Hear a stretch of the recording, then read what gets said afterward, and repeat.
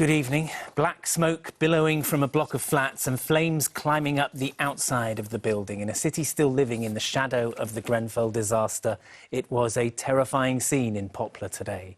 The 8th, 9th and 10th floors of the 19-storey tower block burned throughout the morning, and more than 40 people suffered the effects of smoke inhalation before fire crews managed to bring the fire under control. The tower was evacuated and a tragedy was avoided. But then another disturbing detail emerged. Parts of the building were covered in the same type of cladding that was found to be a factor in the fire at Grenfell. Katie Barnfield has our report.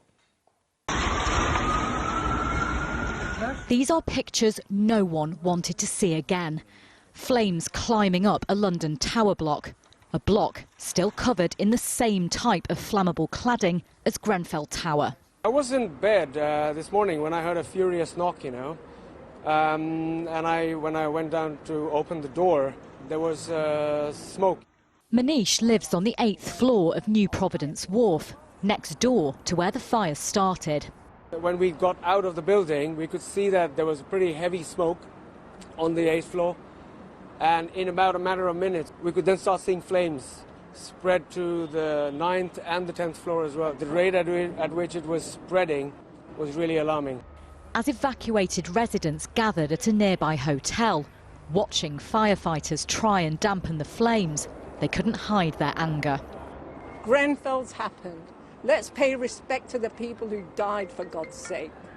We don't want them to die in vain. Yasmin chairs the residents' group and says they've been begging for years for the cladding to be removed. And while they wait, they're paying £47,000 a month for a waking watch to patrol the building. And it's obvious waking watch does not work. I've had a very close friend and I was trying to reassure her about her cladding, and I hope she doesn't mind me sharing this. She had a heart attack on Thursday. It's the stress of living in this cladding. At the height of the fire, 125 firefighters were trying to get it under control. But residents on floors underneath it said their fire alarms didn't go off. We did not hear a single beep of fire alarm within the flat, in the corridor, and the fire compartment door, which I know shuts automatically when there's supposed the fire alarm goes on, because they do testing sometimes. None of that happened, right? Which is wide open.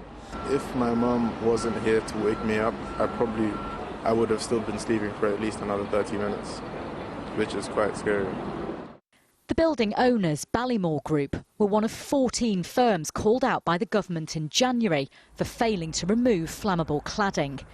The group told us replacement of the cladding was underway, with work due to start on Monday. We have had incidents where fire does spread above a floor. We recognise that this has got cladding that is very similar to Grenfell. We have got our fire investigation teams and our fire safety teams looking at this building and the procedures that we put in place. 2 people have been taken to hospital and 1 firefighter was injured. Many who live here say it could have been so much worse. Yeah, Kate, that looked like a frightening place to be this morning.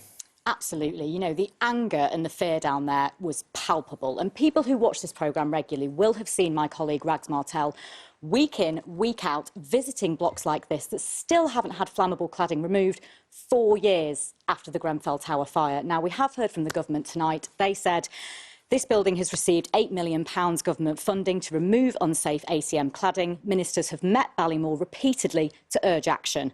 We are spending £5 billion to fully fund the replacement of all unsafe cladding.